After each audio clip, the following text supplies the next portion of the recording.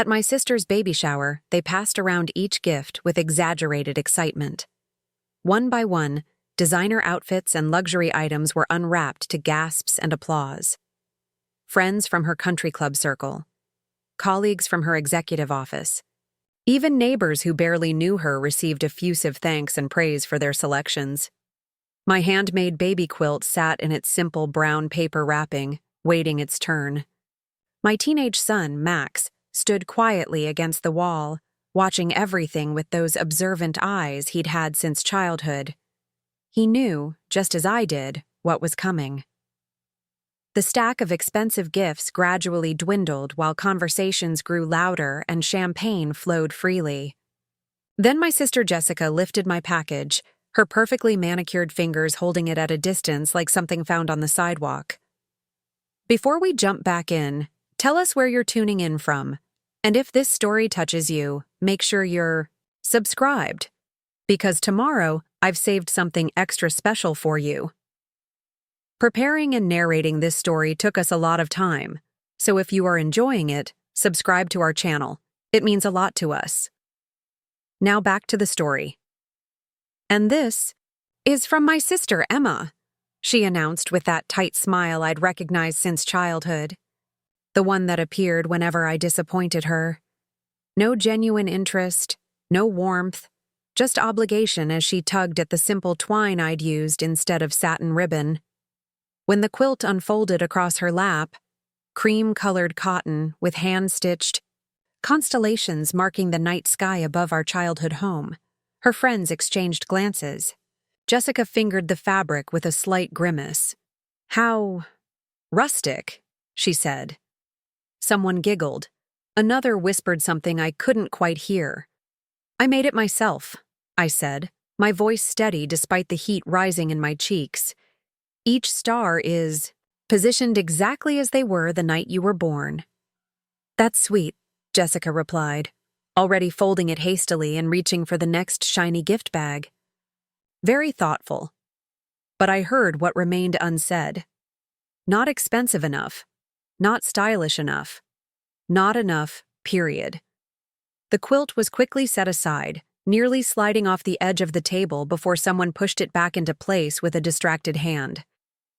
My months of late-night work, the research to find the exact star chart, the hundreds of careful stitches, all dismissed in seconds. I swallowed hard and smiled anyway. Max straightened against the wall, his lanky 16-year-old frame suddenly tense.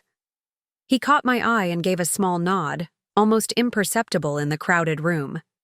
I wasn't sure what it meant until he quietly slipped out. The gift opening continued.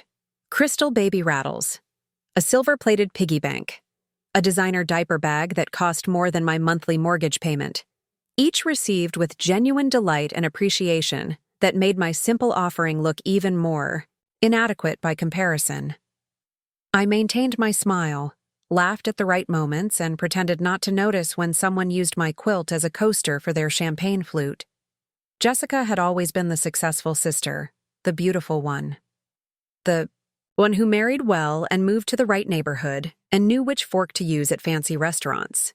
I was the one who stayed in our hometown, who taught art at the local high school, who got divorced when Max was only 7. We loved each other in that complicated way siblings do. Connected by blood and history but separated by choices and circumstances neither of us fully controlled. The baby shower was held in Jessica's sunroom, all glass and white furniture that made me nervous about spilling anything. 50 women crowded into a space designed for intimate gatherings, most of them strangers to me despite being my sister's closest friends. I recognized only our mother, our Aunt Patricia, and 2 cousins who lived nearby. Everyone else belonged to Jessica's other life, the one she'd built far away from our modest beginnings. I was about to excuse myself for some fresh air when Max reappeared in the doorway. His dark hair was slightly disheveled, his expression calm but determined. In his hands was a simple white envelope, unmarked, undecorated, nothing special about it at all except for the way he held it with such certainty. He walked directly to Jessica, moving through the crowd of silk blouses and designer perfumes, with quiet confidence that parted them like water. My son, in his faded jeans and the button-down shirt I'd insisted he wear, suddenly commanding the attention of the entire room without saying a word. "Aunt Jessica," he said, his voice deeper. Then I remembered it being just last week. "I have something for the baby." Jessica looked surprised. She hadn't expected anything from her teenage nephew who usually avoided family gatherings. She took the envelope with a polite smile that held a trace of genuine curiosity. "How sweet of you, Max," she said. "Should I open it now?" He nodded. "Please." The room fell quiet in a way it hadn't for any other gift. Perhaps it was the unexpected nature of the moment. Perhaps it was the seriousness in Max's expression. Whatever the reason, everyone watched as Jessica slid her finger beneath the flap and opened the envelope. Inside was a single sheet of paper. As she unfolded it, her expression changed. Confusion, then surprise, then something I couldn't quite read. Her eyes filled with tears, which was so unlike my composed, perfect sister that several women leaned forward in concern. "What is it?" our mother asked from her seat of honor beside Jessica. Jessica turned the paper around. It was a star chart, professionally printed and framed on heavy archival paper. At the center was a single star, illuminated brighter than all the others around it. "It's a star," Jessica said, her voice unsteady. "Max registered a star in the baby's name." Max cleared his throat. "Not just any star," he said. "It's the brightest star in the constellation Cassiopeia. It's directly above the one on the quilt my mom made, the star that was overhead the night you were born. Now your baby has her own star right next to yours, so you'll always be connected in the sky." The silence that followed was absolute. Jessica looked from the certificate to the quilt she had so casually dismissed, seeing it with new eyes. The detailed constellations, the careful stitching, the love embedded in every thread. "The certificate includes the exact coordinates," Max continued. "And there's a QR code that links to an app that will help you find it in the night sky from anywhere in the world." Jessica stood up, still holding the star certificate, and moved toward the quilt. She picked it up with careful hands, spread it out again to fully display the intricate night sky I had recreated. This time, she traced the constellations with her fingers, lingering over the brightest star, the one Max had just connected to, her unborn daughter. "Emma," she said, looking at me with tears still shimmering in her eyes. "Did you know about this?" I shook my head, as surprised as anyone else in the room. My son had done this entirely on his own. "I used the money from my summer job," Max explained, glancing at me. "The star registry is official. It'll be recorded in their international database forever." One of Jessica's friends leaned forward. "That's the most thoughtful gift I've ever seen at a baby shower." Another nodded in agreement. "Absolutely beautiful. Family heirlooms with meaning." Jessica looked from the quilt to the certificate, and back again. The polished veneer she usually maintained had cracked, revealing the sister I remembered from childhood, the one who used to point out constellations to me on summer nights before designer clothes and country club memberships became her priority. "I don't know what to say," she whispered. Max shrugged, suddenly awkward now that his moment was over. "You don't have to say anything. It's just something I thought the baby might like someday." Jessica handed the certificate to our mother, and then did something that shocked me even more than the gift itself. She crossed the room and hugged me. Not the air kiss we usually exchanged at family gatherings, not the quick embrace of obligation. A real hug, tight and warm and genuine. "I'm sorry," she said softly, for my ears alone. "The quilt is beautiful. I didn't really see it before." Then she hugged Max, who towered over her despite being only 16. "Thank you," she told him. "Your cousin is lucky to have you." As the party resumed around us, something had shifted.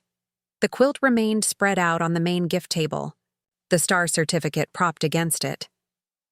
Women who had previously ignored me now asked questions about the constellations and my sewing technique. Several examined the stitching with genuine admiration. The expensive gifts weren't forgotten, but somehow they seemed less important now. Max slipped back to his position against the wall, declining offers of cake and avoiding the sudden attention. I caught his eye across the room and mouthed, "Thank you." He gave me a small smile and shrugged again, as if to say it was nothing. But we both knew it was everything. That afternoon at my sister's baby shower taught me something unexpected about my quiet, thoughtful son. While I had been patiently accepting Jessica's dismissal as I had for decades, Max had been observing, understanding, and planning a response that honored us both. He hadn't confronted or embarrassed anyone. He hadn't made a scene or demanded recognition. He had simply found a way to illuminate the value of what I had created, to make visible what others had been too blind to see. The star certificate and the quilt became the most talked about gifts of the afternoon. Not because they were expensive or trendy, but because they carried meaning that transcended fashion or status. They connected 3 generations, Jessica, her unborn daughter, and our shared past, in a way that no store-bought present could achieve. As guests began to leave, offering congratulations and compliments on such a lovely shower, I gathered my purse and prepared to drive Max home. Jessica caught me at the door, the quilt carefully folded over her arm. "I'm going to hang this above the crib," she said. "And when she's old enough, I'll teach her about the stars, just like we used to watch them from the backyard." I smiled, remembering those nights before our paths diverged so dramatically. "She'll love that." "Can you help me?" Jessica asked. "With the star names and stories? I've forgotten most of them." "Of course," I said, surprised by the request. "Any time." As Max and I walked to our car, the afternoon sun warming our backs, he finally spoke about what he had done. "I've been saving for something important," he said. "When I saw you working on that quilt every night, I knew this mattered to you. And I figured Aunt Jessica might not really get it unless someone showed her why it was special." I looked at my son, this young man who saw more clearly than most adults I knew. "How did you know about registering a star?" "Research," he said simply. "Did you know there are different types of registries? Some are just for fun, but others are connected to actual astronomical databases. I wanted something real for the baby." "It was perfect," I told him, my throat tight with emotion. "You changed the whole feeling in that room." He shrugged again. That teenage gesture of deflection. "I just didn't like how they looked at your gift. Like it wasn't good enough because it didn't come from a fancy store." We reached the car and paused before getting in. "You know," I said, "some people never learn to see the value in things that don't have price tags.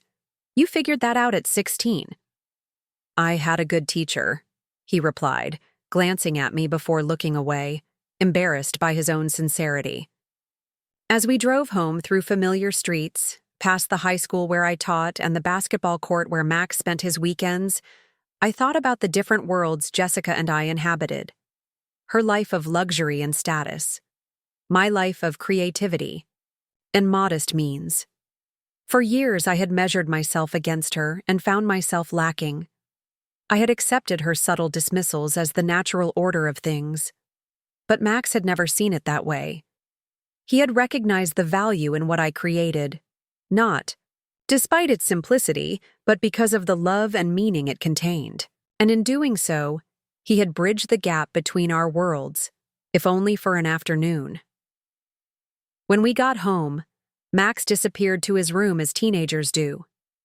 I sat at my sewing table by the window, running my fingers over the fabric scraps that remained from the quilt, each piece chosen with care, each stitch made with purpose. The work of my hands that had been dismissed and then, because of my son's understanding, finally seen. I realized then that Max had given 2 gifts that day. One to his unborn cousin, a star that would shine for her lifetime and beyond, and one to me, the gift of being truly valued for exactly who I was. That night, I stepped outside to look at the stars above our small backyard. They weren't as visible as they had been in our childhood home out in the countryside, but I could still make out Cassiopeia's distinctive shape. Somewhere in that constellation were two stars, one that had witnessed Jessica's birth decades ago, and one that now bore her daughter's name. Connected, but distinct. Different, but part of the same great pattern. Perhaps that was the truth about my sister and me all along. Before going to bed, I checked on Max. He was asleep, his long frame sprawled across his twin bed, one arm flung over a book about astronomy. I gently removed it and placed it on his nightstand, then pulled his comforter up to cover his shoulders. "Thank you," I whispered, though he couldn't hear me, "for seeing the value, for standing up in your own quiet way, for being exactly who you are." The next morning, my phone rang early. It was Jessica, her voice still carrying traces of yesterday's emotion. "I couldn't sleep last night," she said. "I kept thinking about that quilt and the stars." "Is everything okay?" I asked, worried suddenly about her pregnancy. "Yes, it's fine. Better than fine." She paused. "I've been looking at the nursery, all the expensive furniture and designer accessories I've collected, and I realize none of it has any real meaning. It's just stuff." I waited, unsure where she was going with this. "I want the baby's room to have history and heart," she continued. "Like your quilt, like Max's star. Would you help me? Maybe paint a mural of the night sky on one wall? Or teach me how to make something with my own hands?" The request took my breath away. My sister, who had spent decades perfecting the art of acquiring the finest things money could buy, was asking me to show her how to create something meaningful. "I'd love to," I said. "When are you free?" "Is this weekend too soon?" The eagerness in her voice made her sound younger, more like the sister I remembered from childhood. "This weekend is perfect." After we hung up, I stood in my kitchen, sunlight streaming through the window onto the worn countertops. My simple home, my creative life. The world that Jessica had always seemed to pity was suddenly something she wanted to learn from. I thought about how one simple gesture, an envelope handed to my sister by my thoughtful son, had created a bridge between worlds that had been separate for decades. How a star chart and a handmade quilt had somehow made visible what had always been true. That value isn't found in price tags or brand names, but in meaning and connection. That afternoon at the baby shower had begun with humiliation but ended with recognition, not just of my work, but of who I was and what I had to offer. And perhaps most importantly, it had revealed my son's extraordinary heart, his ability to see clearly what mattered and to act with quiet courage to protect it. As I prepared for my day, I thought of the small book on astronomy I'd bought but never given to Jessica, worried she would find it too simple or sentimental. I pulled it from my shelf and placed it in my bag to bring to our weekend meeting. It was time to share the stars with my sister again, as we had so many years ago. Some bridges are built with grand gestures and declarations. Others, like the one Max constructed, are made of quieter materials, thoughtfulness, timing, and the perfect words at the perfect moment. But they are no less transformative for their gentleness.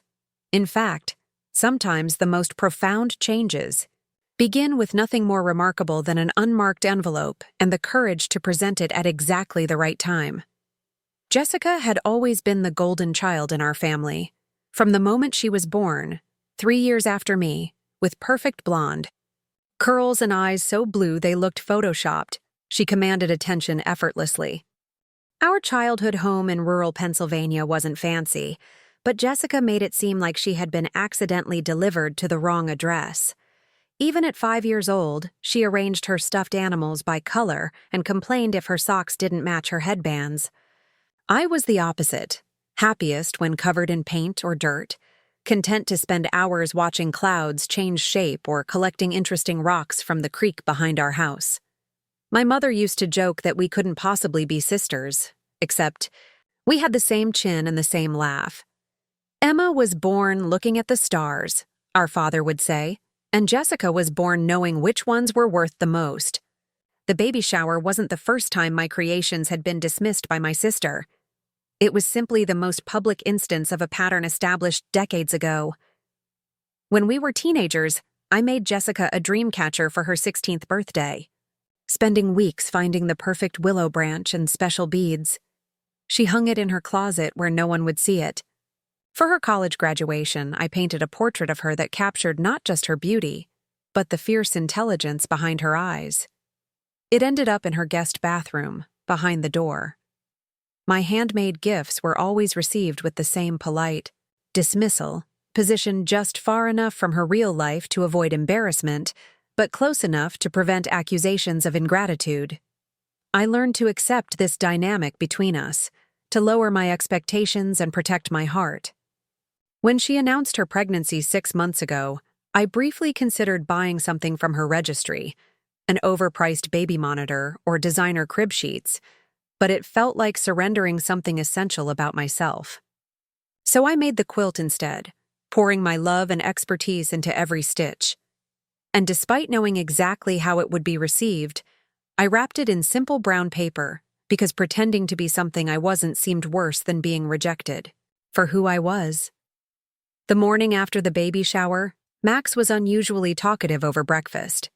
My son had always been observant, but quiet, preferring to process the world internally before sharing his thoughts. Today, he was animated, his hands moving as he described the faces of Jessica's friends when they realized the significance of his gift. "The best part," he said, spreading peanut butter on his toast, "was watching them all go back and look at your quilt again. Like they needed permission to see how amazing it actually was." I sipped my coffee, oddly emotional about his assessment. They were just being polite. Max shook his head, suddenly serious. "No, Mom, they weren't. They genuinely didn't see it until there was a context that made sense to them. It's like they needed a translator for something that was in a different language than they speak." His insight struck me as remarkably perceptive for a 16-year-old. "When did you get so wise about human nature?" He shrugged, that universal teenage gesture. "I watch people. It's interesting how they decide what matters and what doesn't." I studied my son across the table. This thoughtful young man who had emerged from the little boy who once collected bugs and built elaborate forts in our living room. After the divorce, when Max was 7, I'd worried constantly about raising him alone, about whether I could be enough. Looking at him now, I realized my fears had been misplaced. He hadn't suffered from having less money or fewer opportunities than his cousins. If anything, it had made him more empathetic, more aware of what truly mattered. "How did you come up with the star idea?" I asked. Max finished his toast before answering. "Remember when we went camping last summer in the mountains? You pointed out all the constellations and told me the stories behind them. I could tell it was something special to you, something you knew a lot about but didn't show off about knowing." I did remember. We had laid on the ground looking up at the night sky, the Milky Way stretched across the darkness like spilled sugar. I had pointed out Cassiopeia, telling Max the myth of the vain queen placed among the stars as punishment for her pride. "When I saw you making the quilt with those same constellations," he continued, "I figured they must be important. So I researched which ones were visible the night Aunt Jessica was born and found out there's a registry where you can name a star. It seemed like a way to connect your gift with something she might understand." The simplicity and thoughtfulness of his logic amazed me. Where I had seen decades of complex sibling dynamics, Max had identified a straightforward problem and found a solution. He had created a bridge between two worlds that had seemed irreconcilable. "You spent your summer job money on this," I said, realizing the significance. Max had worked as a dishwasher at the local diner, coming home with aching feet and hands, smelling of industrial soap. He'd been saving for a new gaming console he'd wanted for months. He seemed embarrassed now. It wasn't that expensive. The registry I found was reputable, but reasonable. And anyway, he hesitated. It felt more important than a PlayStation. I reached across the table and squeezed his hand, my throat suddenly tight with emotion. I'm really proud of you, Max. Not just for the gift, but for seeing something that needed fixing and finding such a kind way to address it. He pulled his hand away, uncomfortable with the praise but pleased nonetheless. It was no big deal. But it was a big deal. In that moment, I realized my son had developed a kind of emotional intelligence that some people never achieve in a lifetime. He had looked at a situation where someone he loved was being diminished and found a way to illuminate their value without attacking or embarrassing anyone else. It was diplomacy in its purest form. My phone chimed with a text message. Jessica.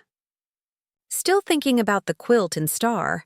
Never realized you knew so much about astronomy. Can we talk more about it this weekend? Maybe you could help me with some ideas for the nursery. I stared at the message, reading it twice to make sure I understood. In the 20 years since Jessica had moved away from our hometown, she had never once asked for my input on anything related to her home. What is it? Max asked, noticing my expression. I turned the phone so he could see the message. Your aunt wants my help with the nursery. A small, satisfied smile appeared on his face. Cool. This is because of what you did yesterday, I told him. You changed something between us. He considered this for a moment. Maybe. Or maybe she's always wanted to connect but didn't know how. My son's generosity of spirit humbled me. Where I had seen years of deliberate exclusion, he saw the possibility of miscommunication and missed opportunities. His perspective invited me to release some of the resentment I had carried for so long, and consider that perhaps Jessica's dismissals hadn't been as intentional as I'd believed. I texted back, I'd love to help. Saturday morning? Jessica's response came immediately. Perfect. 10 a.m.? I'll make that avocado toast you like. The fact that she remembered my favorite breakfast, something I'd mentioned in passing months ago, surprised me.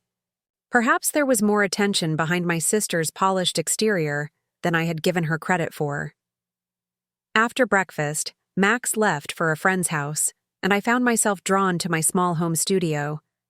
The space was nothing fancy, just our spare bedroom converted with shelves of art supplies, a large table by the window, and walls covered with completed and in-progress works. But it was mine, the place where I could simply be myself without apology or explanation. I pulled out my sketchbook and began drawing constellations from memory, thinking about Jessica's nursery and what might be possible. As I worked, I realized I was excited about the collaboration in a way I hadn't felt about our relationship in years. Maybe Max was right. Maybe the disconnect between us had been partly my own creation, my assumption that Jessica's success meant she valued only material things, my defensiveness about my different choices. The phone rang, interrupting my thoughts. It was our mother. Emma, she said without preamble. What on earth happened at that baby shower? Jessica called me crying about stars and quilts and asking if I remembered how you two used to watch the night sky together. I laughed, surprised by the image of my composed sister in tears. It's a long story, Mom. But the short version is that Max gave Jessica a special gift that created a connection with the quilt I made. Well, whatever he did, it made an impression. Your sister talked for 30 minutes about how she wants the baby to know the constellations and family history. I haven't heard her this excited about anything that didn't come from a luxury brand in years. The assessment was harsh, but not inaccurate. Jessica had embraced a world of status and appearances to a degree that sometimes made conversations with her feel like interviews she was conducting to determine if topics were worthy of her attention. She's asked me to help with the nursery, I told my mother. I'm going over on Saturday. There was a pause on the other end of the line. That's unexpected. I know. Be careful, Emma, she said, her voice softening. I don't want you to get your hopes up and then get hurt. The warning reflected decades of watching our relationship from the outside, seeing my earnest attempts at connection and Jessica's skilled deflections.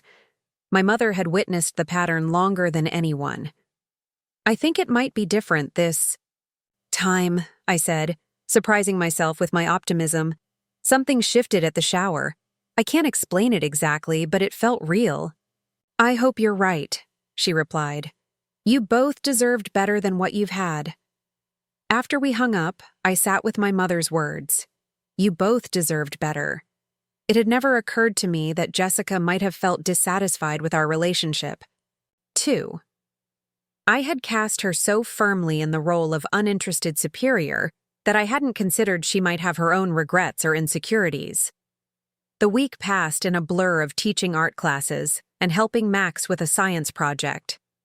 Before I knew it, Saturday morning had arrived, and I was standing in front of my closet trying to decide what to wear to Jessica's house. Everything I owned felt suddenly inadequate, too casual, too artistic, too different from what would be expected in her world. Just wear whatever you're comfortable in, Max advised from my doorway, watching me discard outfit after outfit. If she wants your help, she wants you, not some version of you that doesn't exist. His simple logic cut through my anxiety. I selected jeans, boots, and my favorite oversized sweater. Clothes I would wear to teach or meet friends. Clothes that represented who I actually was. The drive to Jessica's neighborhood took 30 minutes, each mile increasing the distance not just geographically, but socioeconomically from my own life. Her street was lined with grand homes set back from the road, each with professionally landscaped gardens and imposing facades. Jessica's was among the largest, a colonial-style mansion with white columns and perfect symmetry. I parked my decade-old Subaru in the circular driveway, acutely aware of how out of place it looked next to her husband Michael's Tesla and her own Range Rover. Taking a deep breath, I gathered my supplies and approached the front door. Jessica opened it before I could ring the bell. You're here, she said with a warmth that caught me off guard. She was dressed in what seemed to be her version of casual, designer jeans and a simple white top that probably cost more than my entire outfit. Her pregnancy was more pronounced than at the shower, her hands resting protectively over her growing belly. I brought some ideas and supplies, I said, holding up my bag as if it needed explanation. Come in, come in. She ushered me inside. Michael's playing golf, so we have the house to ourselves. I've got breakfast ready in the sunroom. I followed, her through the marble foyer and past the formal living room I remembered from previous visits. But instead of continuing to the sunroom where the shower had been held, she led me upstairs. I want to show you the nursery first, she explained, leading me down a hallway lined with artwork that looked expensive but impersonal. So you can see what we're working with. The room she brought me to was large and flooded with natural light from 2 tall windows. The walls were painted a soft cream, and high-end furniture was already arranged. A sleek white crib, a matching changing table, and a plush glider in the corner. Everything was pristine and coordinated, like a room from a luxury catalog. And there, hanging prominently on the wall above the crib, was my quilt. Not folded away or hidden in a drawer as I had expected, but displayed like a piece of art, carefully mounted so that each constellation was visible. You hung it up, I said, unable to keep the surprise from my voice. Jessica nodded, standing beside me to look at the quilt. It's the first thing I did after the shower. Michael helped me find the right way to display it so it wouldn't get damaged. I moved closer, noticing she had added small LED lights that illuminated from behind, making the constellations stand out even more dramatically against the cream fabric. We added the lighting, she explained, following my gaze. Michael's idea. He said it would help the stars show up better. It's beautiful, I said honestly. I never imagined it like this. Jessica was quiet for a moment. I never gave your work the credit it deserved, she finally said. Not just the quilt. All of it. Your art. Your teaching. The way you see beauty in things I've always overlooked. The admission stunned me. In all our adult years, Jessica had never acknowledged any value in my creative pursuits. They had been tolerated as a quaint hobby, not respected as a legitimate life path. What changed? I asked. She gestured toward my quilt. When Max explained about the star, how it connected to the constellations you had sewn, how it represented the night I was born, and now a star for my daughter too, I suddenly saw what you'd made through different eyes. It wasn't just a homemade blanket anymore. It was a story. Our story.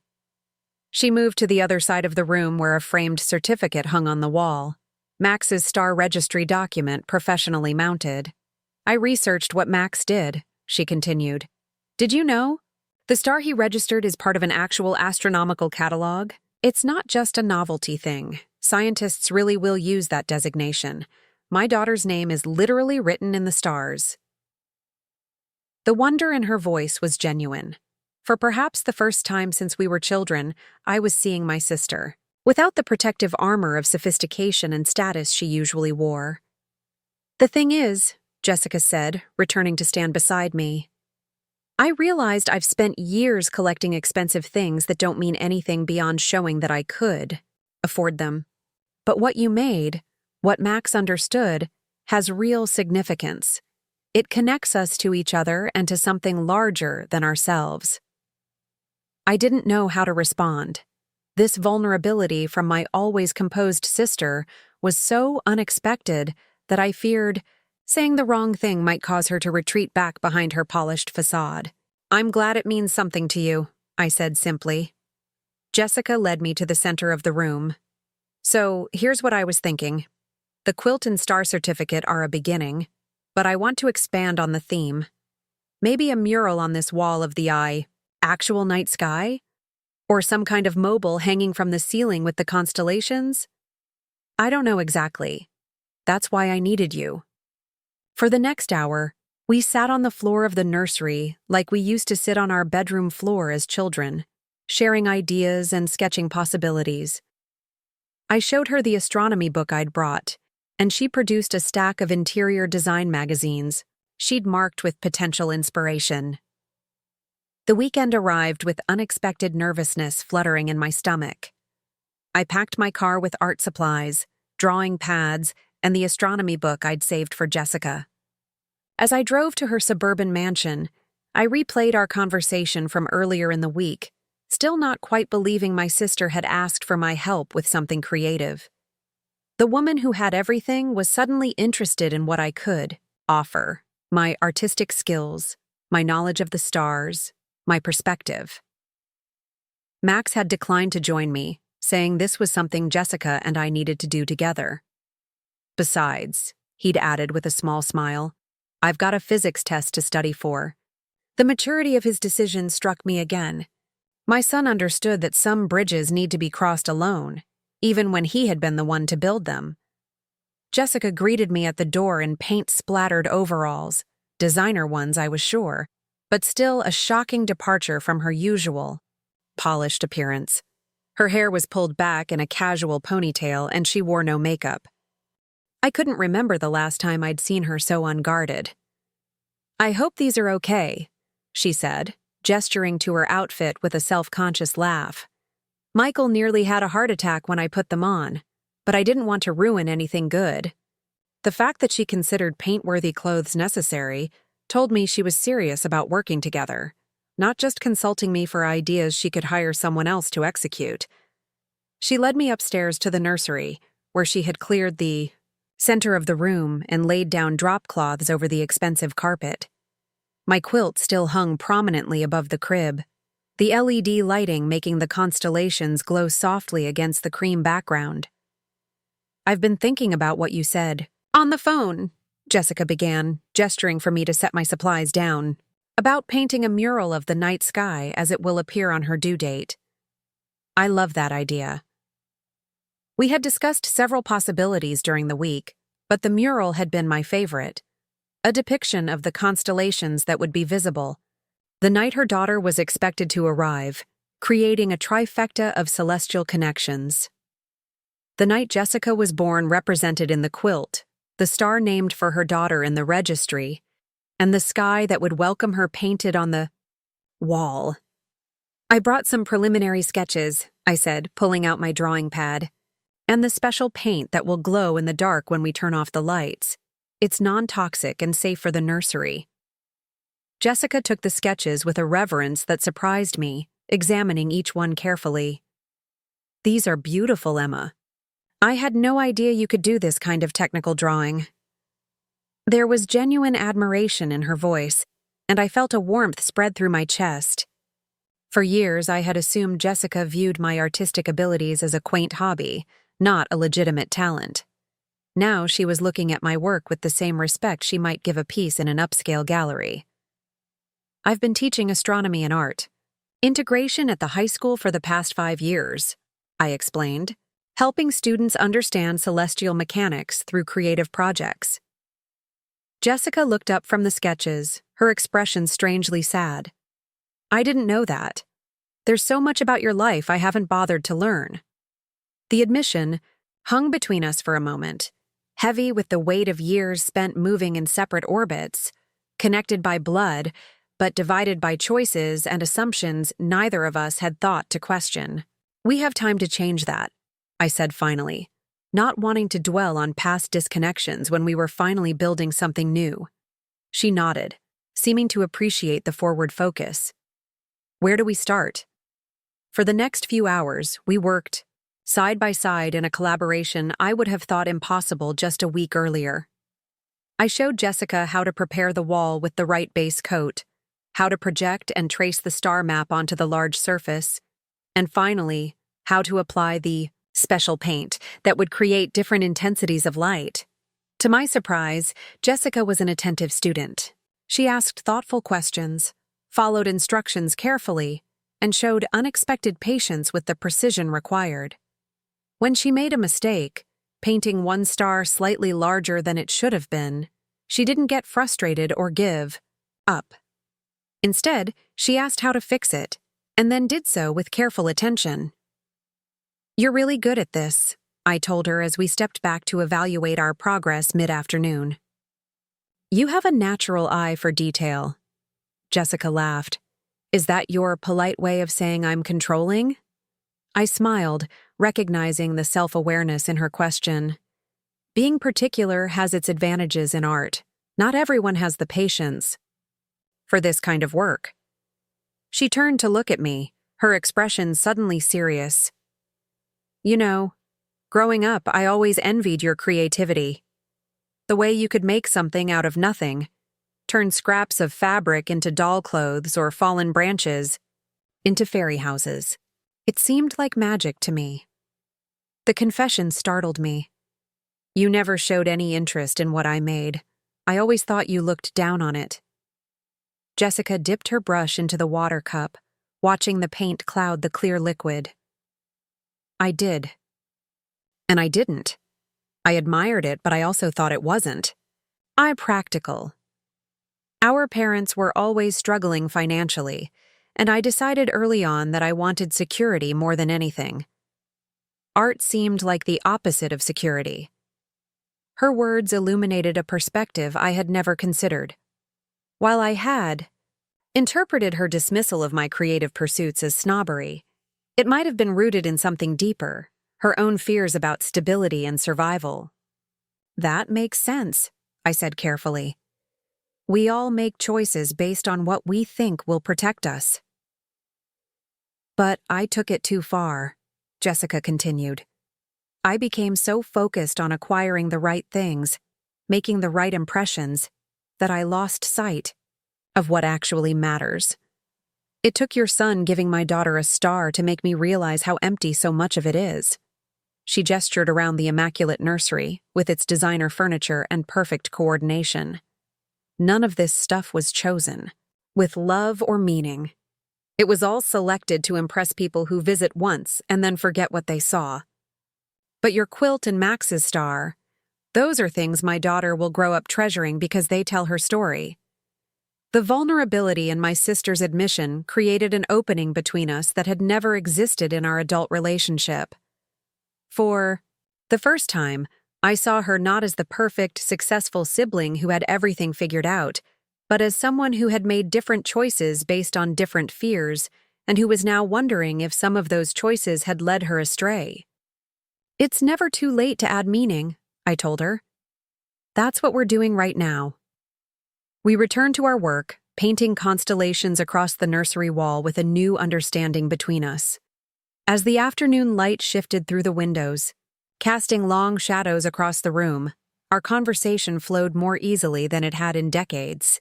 Jessica asked about my teaching, my artwork, my life with Max. I found myself sharing stories I'd never thought would interest her. The challenges of single parenting, the joy of watching students discover their creative voices, the small triumphs of making a life centered on passion rather than profit. In return, she revealed aspects of her seemingly perfect life that were anything but. The pressure to maintain appearances in her social circle, the competitive parenting she already felt subjected to, with designer baby gear and wait lists for prestigious preschools still years away, the loneliness of relationships based more on status than genuine connection. "Sometimes I look at the life I've built and wonder if I'm just an imposter playing a part," she admitted, as we worked on painting the delicate points of Orion's belt. "Like someone's going to discover I'm still just that awkward girl from rural Pennsylvania pretending to know which wine to order." I laughed softly, recognizing the universal fear of being exposed as inadequate. "I think everyone feels that way sometimes. I certainly do when I'm showing my artwork or presenting at teaching conferences."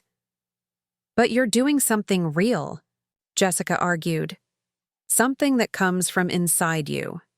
I'm just following a script written by other people's expectations."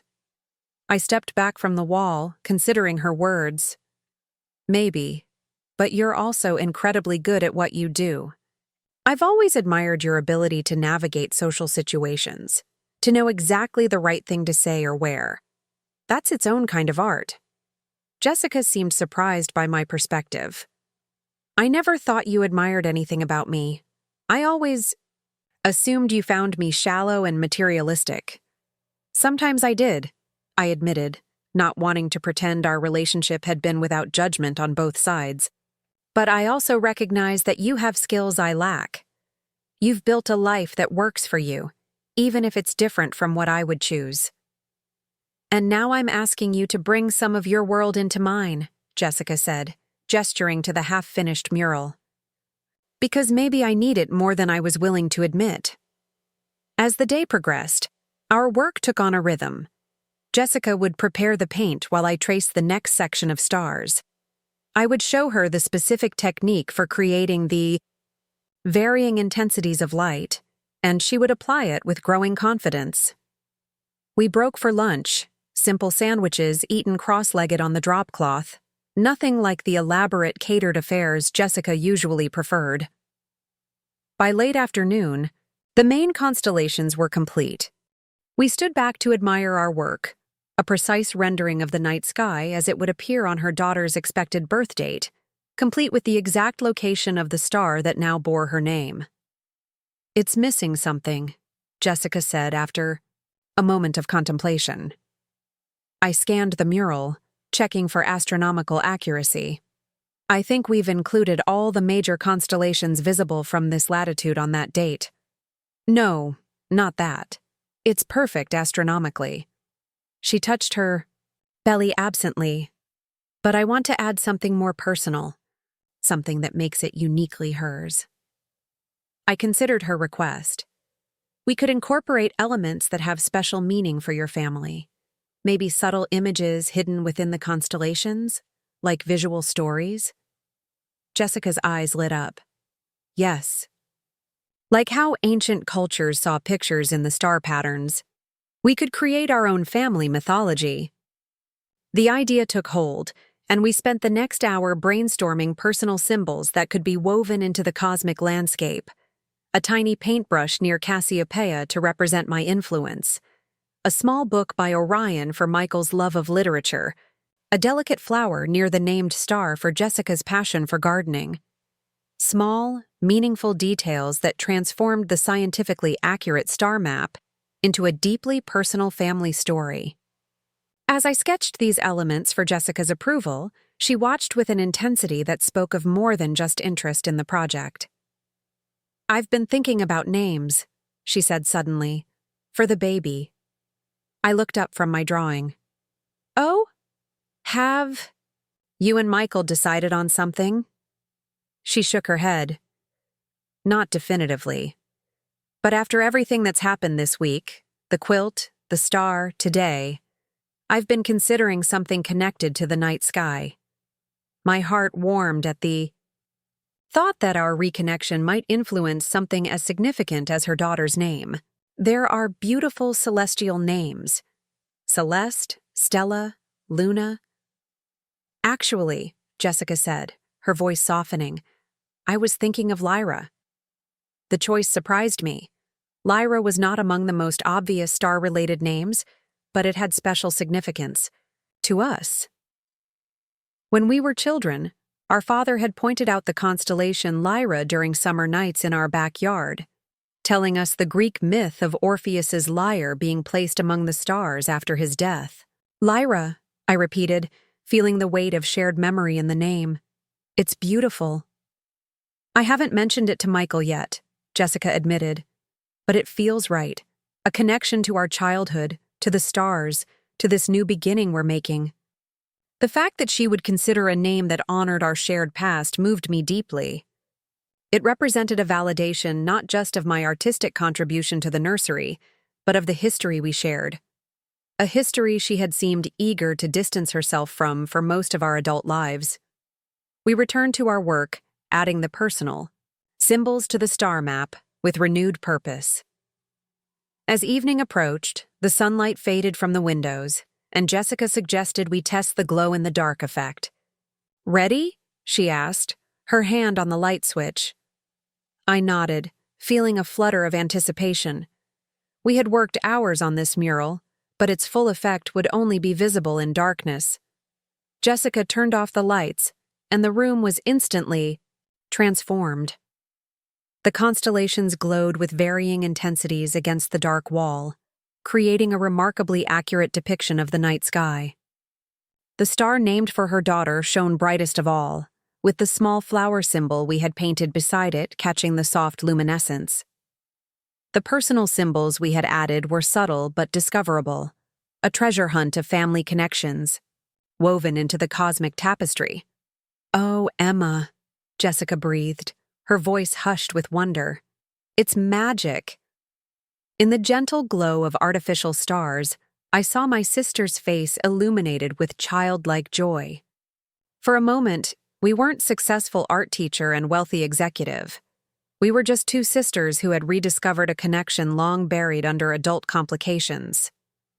"Your daughter will grow up falling asleep under the same stars that watched over us as children," I said softly. "And when she's old enough to understand, you can tell her the stories behind each one."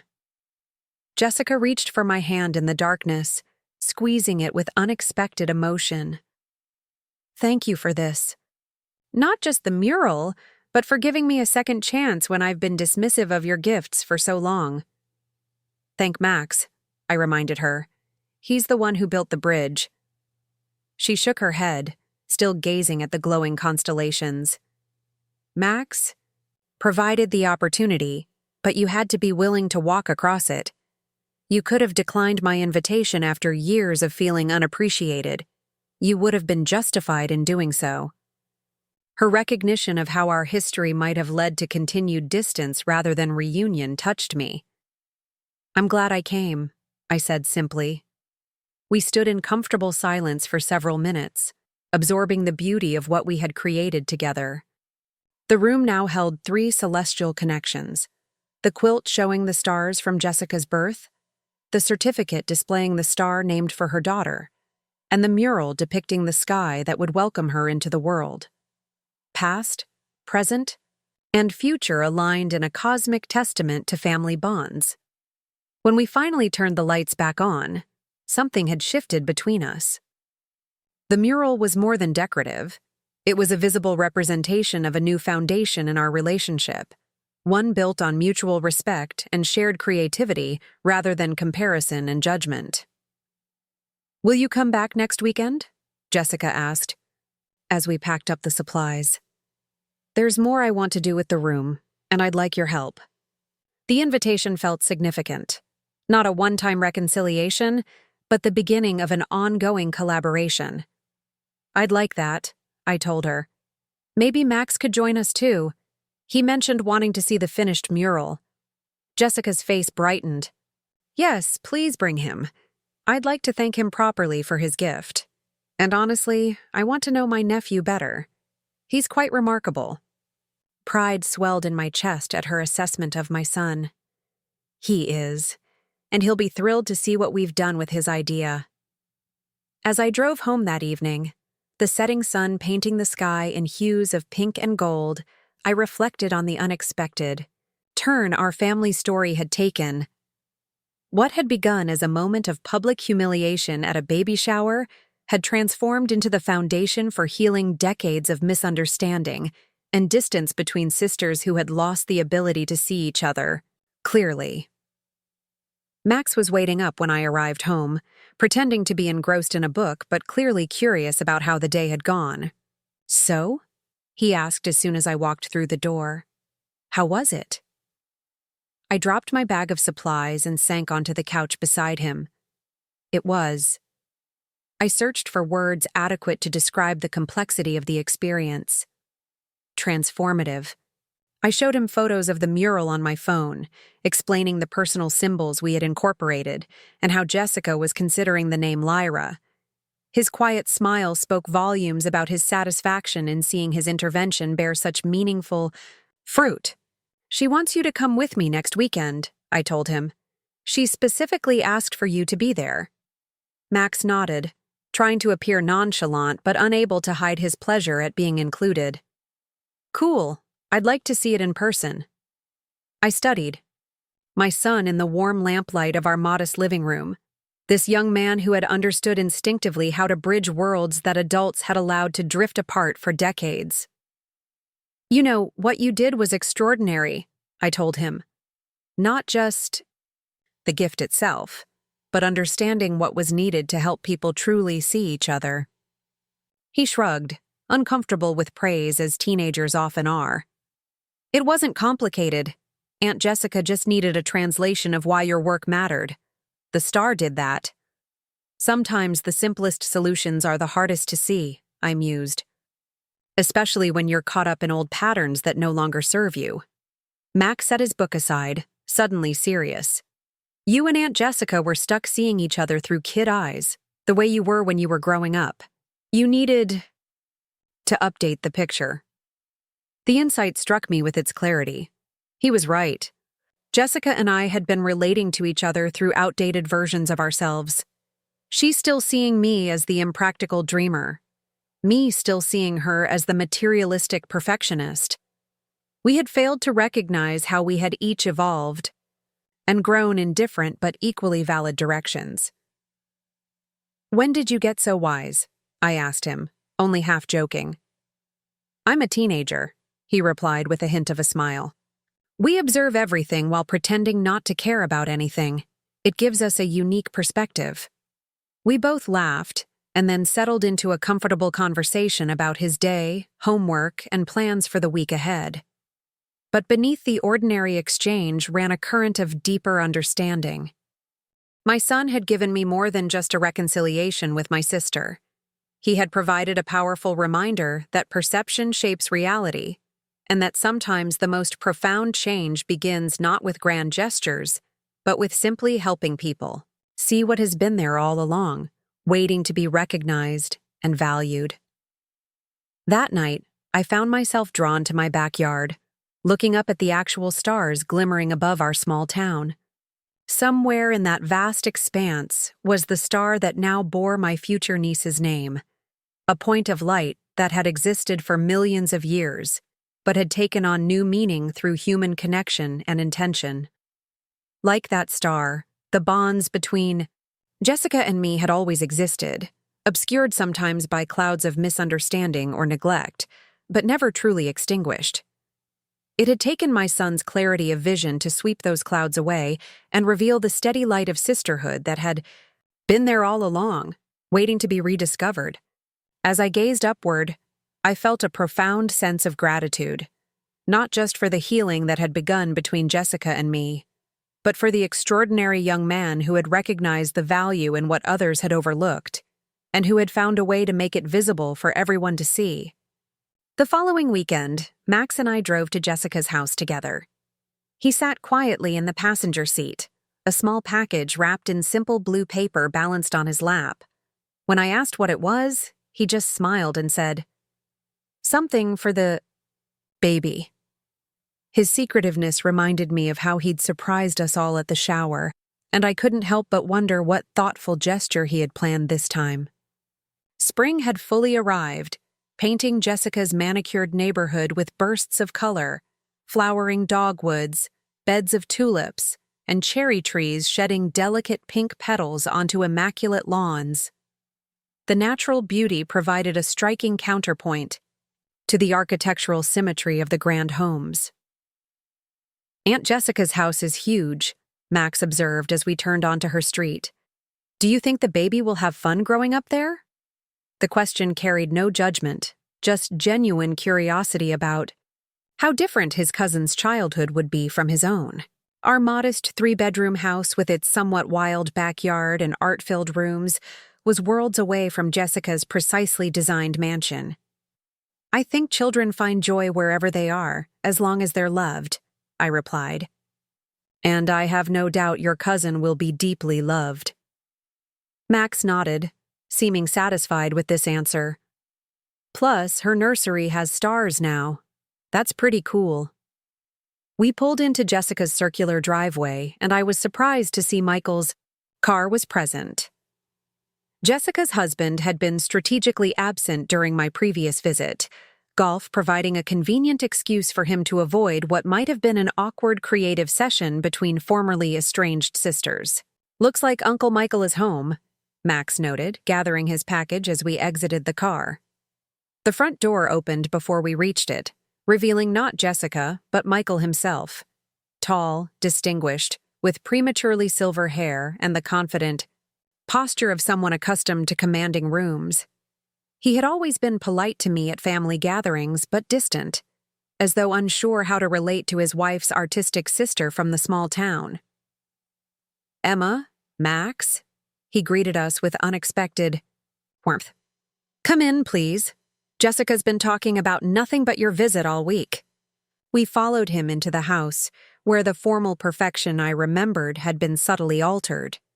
Fresh flowers in simple vases replaced the elaborate arrangements that usually dominated the entryway. A stack of astronomy books sat on the console table. Small changes that somehow made the grand space feel more lived in, more personal. "Jessica's upstairs putting the finishing touches on something," Michael explained, leading us toward the kitchen rather than directly to the nursery. "She asked me to offer you refreshments while you wait. She's very excited to show you what she's been working on." The kitchen, all gleaming marble and professional-grade appliances, had also been transformed. A plate of clearly homemade cookies sat on the counter, slightly irregular in shape but smelling delicious. A pitcher of lemonade with floating mint leaves stood beside it. "Did Jessica make these?" I asked, unable to hide my surprise. My sister's relationship with her kitchen had always been primarily decorative. She hosted dinner parties catered by professionals and ordered in when it was just family. Michael laughed, a genuine sound that crinkled the corners of his eyes. "She did. 3 batches before she was satisfied. The first 2 were..." He searched for a diplomatic description, learning experiences. Max accepted a cookie with interest. "These are good," he declared after taking a bite. "Tell Aunt Jessica she nailed it on the third try." Michael's expression softened as he looked at my son. "I will. And Max, I wanted to thank you personally for the star registry. It was extraordinarily thoughtful." Jessica and I were both deeply moved. Max shifted slightly, that familiar teenage discomfort with adult praise, but his response was gracious. "I'm glad you liked it. It seemed like something that would last, you know?" "Indeed it will," Michael agreed. "Longer than any of us, in fact. It's quite humbling to think about." We chatted for several minutes, and I was struck by how different Michael seemed in this setting. More relaxed, more engaged, less like the corporate attorney I had always perceived him to be, and more like a man genuinely excited about becoming a father. Perhaps Jessica wasn't the only one experiencing a shift in priorities. "There you are!" Jessica's voice came from the doorway. She stood beaming at us, dressed in a simple maternity dress rather than her usual designer attire. "Sorry to keep you waiting. I was making sure everything was perfect upstairs." She embraced me warmly, then turned to Max with particular delight. "And here's the star giver himself. Thank you for coming, Max." She hugged him too, and though he stiffened slightly at the unexpected physical contact, he returned the embrace, after a moment. "I brought something," he said, offering the small blue package. Jessica accepted it with visible curiosity. "Should I open it now?" Max nodded. "It goes with the nursery theme." We gathered around as Jessica carefully unwrapped the package. Inside was a small wooden box with a hinged lid. When she opened it, soft music began to play. A gentle, tinkling melody that took me a moment to recognize as "Twinkle, Twinkle, Little Star," but arranged in a hauntingly beautiful minor key that transformed the simple children's tune into something more profound. The inside of the box was lined with dark blue velvet, and embedded in the lid was a small mechanical device with delicate metal points that rotated slowly, projecting pinpricks of light onto nearby surfaces. A miniature planetarium in music, box form. "It projects the actual constellations," Max explained. "I programmed it to show the same star pattern that's on the nursery wall. The music module is customizable too. You can change to different lullabies as she grows up." Jessica looked from the music box to Max with astonishment. "You made this?" He nodded, a hint of pride breaking through his usual reserve. "In the engineering lab at school, my physics teacher helped with some of the mechanics, but I designed the star projection system and programmed the rotation to match the actual night sky movement." Michael leaned closer to examine the craftsmanship. "This is extraordinary, Max. You built this from scratch?" "The box itself was pre-made," Max admitted. "But everything inside it, yeah. It took about 3 weeks of lunch periods and after-school sessions." I stared at my son, stunned. He had mentioned working on a project at school, but I had assumed it was a standard assignment. I had no idea he had been creating something so meaningful, investing hours of his time and considerable ingenuity into a gift for a cousin not yet born.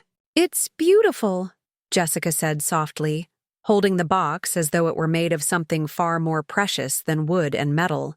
"Lyra will treasure this forever."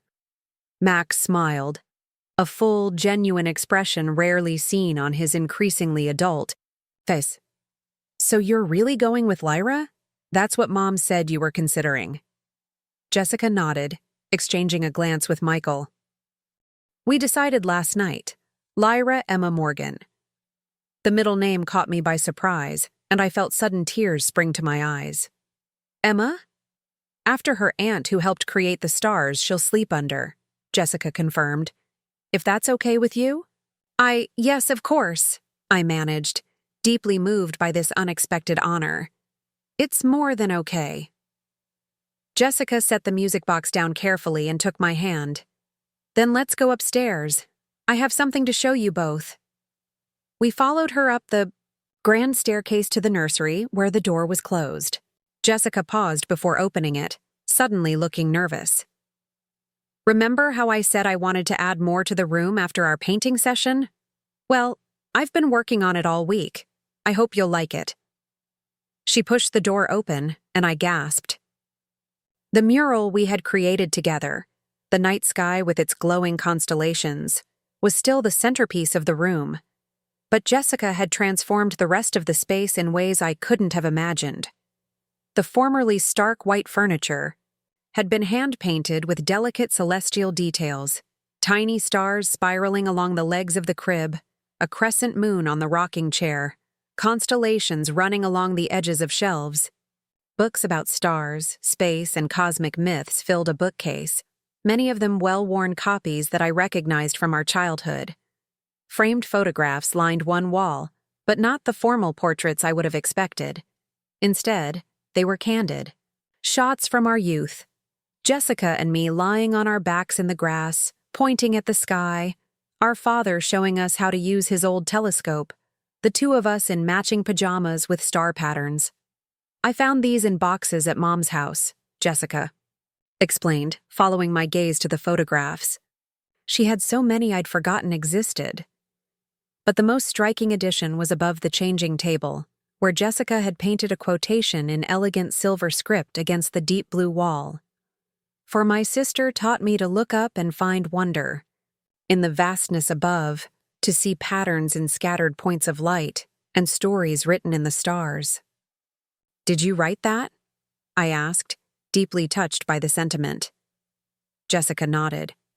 It came to me while I was working on the furniture. I kept thinking about how you were the one who first showed me the constellations when we were little. Before, Dad even started teaching us the names. You were making up your own stories about the patterns you saw. The memory surfaced like a bubble from deep water. Me, at perhaps 6 years old, with Jessica just 3, lying on a blanket in our backyard and tracing imaginary lines between stars, creating fantastical tales of sky creatures and celestial princesses. I had forgotten those early moments of creative storytelling, how Jessica would listen with wide-eyed wonder to whatever narrative I spun from the random scatter of stars. I remember, I said softly. You were the most attentive audience I ever had.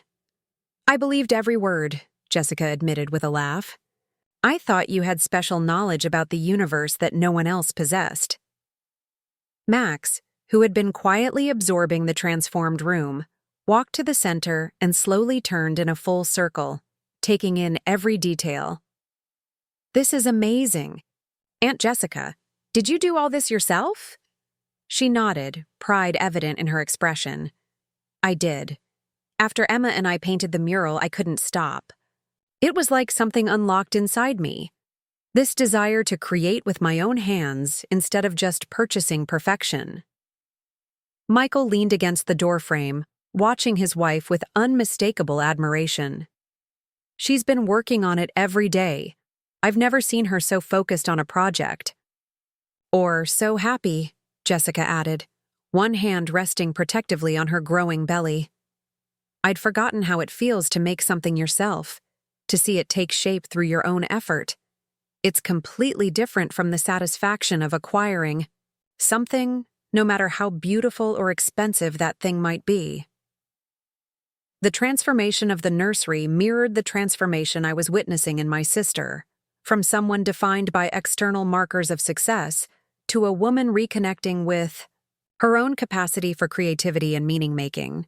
The room now held something money couldn't buy: personal history, family connection, and handcrafted love woven into every detail.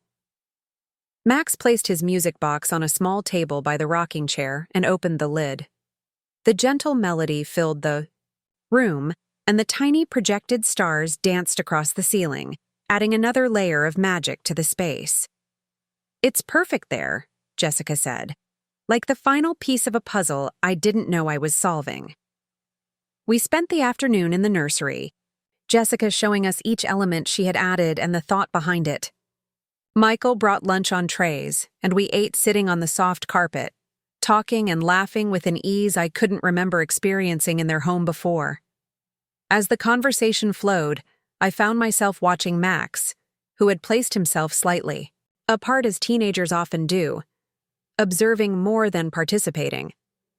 There was a quiet satisfaction in his expression as he witnessed the connection between Jessica and me, as though he could see the full arc of what his simple gesture at the baby shower had set in motion.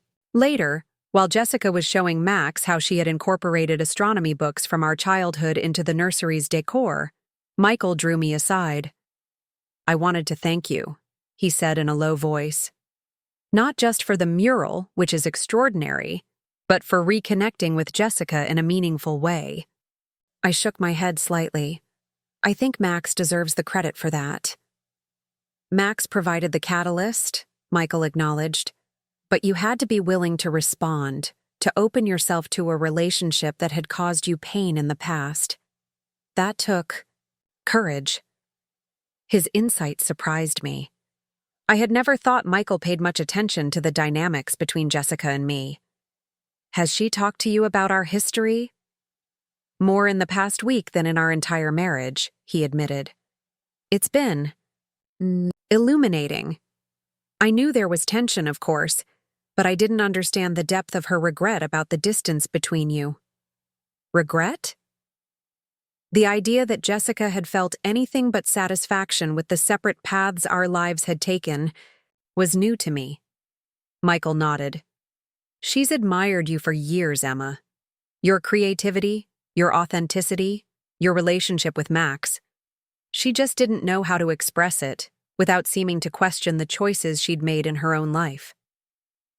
The revelation shifted something fundamental in my understanding of our relationship.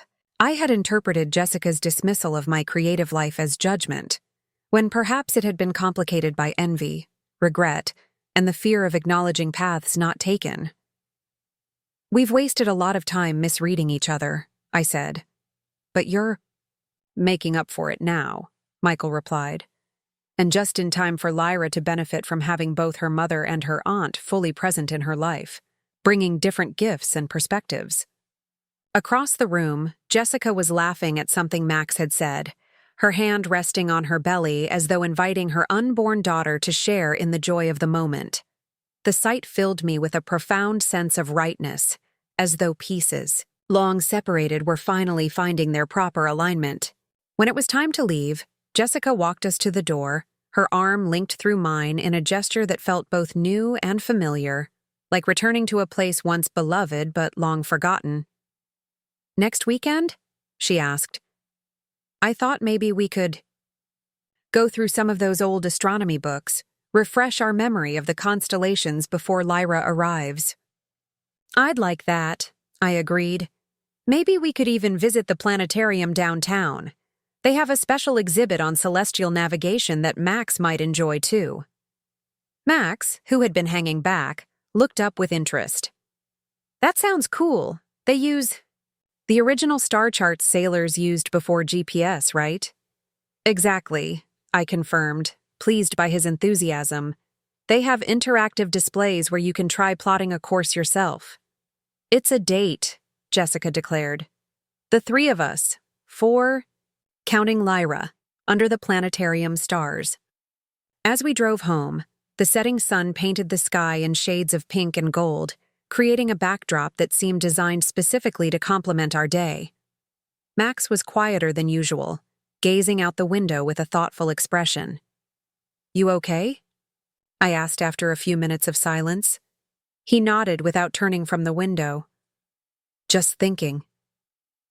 "About what?" He was quiet for another moment before answering. "About how things change. Not just suddenly, but in these small ways that add up until everything is different." The maturity of his observation struck me. "You're right. Sometimes the biggest transformations happen increment by increment, almost invisibly. Like at the baby shower," he continued. "I didn't know that giving Aunt Jessica that envelope would change everything between you. I just wanted her to see your quilt differently." I glanced at him, this remarkable young man who had catalyzed a healing I hadn't even known was possible. You saw what needed to happen more clearly than any of the adults involved. He shrugged. That universal teenage gesture of deflection. I just noticed things. Like how whenever you made something for Aunt Jessica, she put it someplace not many people would see it. Not because she was embarrassed by it, but because she treated it like something precious she didn't want to share. His interpretation stunned me with its generosity and insight. Where I had seen dismissal, Max had perceived the possibility of private appreciation, a reading that had never occurred to me in all my years of feeling slighted by Jessica's treatment of my gifts. How did you become so wise about people? I asked him. I watch, he said simply. Most people are too busy talking or thinking about what they'll say next to really see what's happening around them. We drove in companionable silence for a while longer before Max spoke again. Mom, do you think Lyra will like looking at the stars? The question carried a sweetness that reminded me of the little boy he had been not so long ago. I think she'll love it, especially with her cousin to guide her. He smiled at that, pleasure evident in his expression. I could show her how to use a telescope and the constellations and stuff. You'll be an amazing cousin, I assured him, just like you're an amazing son. He ducked his head, embarrassed but pleased. I just did what seemed right. That's exactly what makes you amazing, I told him. Seeing what's right and doing it, even when it's not the easiest path. When we arrived home, our modest house seemed different somehow. Not lesser in comparison to Jessica's grandeur, but beautiful in its own authentic way. The art on the walls, the books overflowing shelves, the evidence of creativity and learning in every corner, all of it represented choices made with intention and passion rather than obligation to external expectations. That evening, I found myself drawn to my studio, inspired by the creative energy of the day. I began sketching ideas for a mobile to hang above Lyra's crib, delicate celestial elements that would catch the light and create gentle movement above her as she slept. As I worked, I realized I was designing not just a gift for my niece, but a continuation of the bridge Max had built between Jessica's world and mine, a bridge that was becoming stronger with each passing day. Max appeared in the doorway, watching me work for a moment before speaking. What are you making? A mobile for Lyra, I explained, showing him my sketches. I thought it could hang above her crib, catching the light from your music box. He nodded approval. That'll be cool. The projections from the box will shine on the mobile pieces and make them glow. Exactly what I was thinking, I agreed. Want to help me design it? He hesitated only briefly before joining me at the table, pulling up a chair and reaching for a pencil. Together we sketched and planned, our creative visions complementing each other as we designed something that would hang in a nursery miles away, but would carry pieces of both our hearts within it. As we worked, I thought about the strange and wonderful journey that had begun with a moment of public slight at a baby shower. What had seemed like an ending, the final confirmation of Jessica's dismissal of my creative life, had instead become a beginning, an opening into deeper understanding and connection, not just between sisters, but across generations. Max's simple, powerful gesture, recognizing value where others had missed it, and finding a way to make that value visible to everyone, had created ripples that continued to expand outward, touching all our lives in ways none of us could have predicted. Sometimes the most profound changes begin not with grand declarations or dramatic confrontations, but with quiet moments of seeing, truly seeing, what has been overlooked. In recognizing the night sky I had painted into Jessica's quilt and connecting it to something universally acknowledged as valuable, Max had translated between worlds that had seemed separate and irreconcilable. And in doing so, he had reminded all of us of an essential truth so easy to forget in our complex adult lives: that the measure of value lies not in price tags or social recognition, but in the love, attention, and meaning we invest in what we create and share with others. As stars appeared in the night sky outside our window, the same stars that watched over Jessica's house miles away, the same stars that would soon shine down on Lyra, I felt a profound sense of gratitude for this unexpected chapter in our family story. What had begun with an envelope that silenced a room had expanded into a constellation of connections, binding us together in patterns more beautiful and enduring than any of us could have created alone. In the soft lamplight of my studio, watching my son's hands as they sketched stars and moons with careful precision, I knew that the greatest gift wasn't the star registry or the nursery mural, or even the reconciliation with my sister. It was this moment of creation shared across generations, the invisible thread of creativity and vision that ran from me to Max to Jessica to her unborn daughter. A legacy not of things acquired, but of beauty recognized, valued, and passed forward. With love. Mom? Max's voice broke into my thoughts. I think this is going to be really good. I looked at our combined sketch, a mobile of stars and planets that would dance above Lyra as she grew, inspiring wonder and imagination, just as the real night sky had done for Jessica and me so many years ago. Yes, I agreed, my heart full. I think it's going to be better than either of us imagined. The same could be said for all that had unfolded since that moment at the baby shower. Better, richer, more meaningful than anyone could have predicted. All because a teenage boy had the wisdom to see value where others had missed it, and the courage to help others see it too. Sometimes the most powerful revelations come not in thunder and lightning, but in the subtle glow of stars made visible. In darkness, points of light that have always been there, waiting only for someone to help us look up and truly see. Up next, you've got 2 more standout stories right on your screen. If this one hit the mark, you won't want to pass these up. Just click and check them out. And don't forget to subscribe and turn on the notification bell so you don't miss any upload from us.